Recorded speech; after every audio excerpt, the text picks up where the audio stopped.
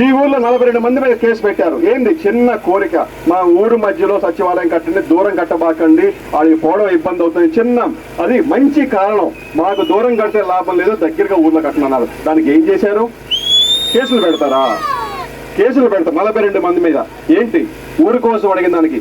అది ఏదన్నా కూడా సొంతిల్లా అది లేకపోతే ఆమె రోజు వస్తుందా? మీరు కదా రోజు పోవాల్సిందే. రోజు పోవాల్సింది ఎవరు అడిగి? ఊర్లో వాళ్ళు అడిగిన దాన్ని చేయడానికి కూడా ఆమె కష్టం అయిపోయింది. దాన్ని బట్టి అర్థం చేసుకోకండి. ఆమెకి ప్రజల బాగోగులు కానీ కష్ట సుఖాలు కానీ ఆమెకి తెలియదు, అసలుకి పట్టించుకోదు. ఆమెకి ఏది లాభం అయితే అదే చేస్తుంది. ప్రజలకి కష్టాలు కానీ సుఖాలు కానీ ఆమె పట్టింపు ఉండదు. ఆమెకి ఏది లాభం, ఎప్పుడు చూసినా డబ్బు కోసి తప్పితే వేరే ఉండదు.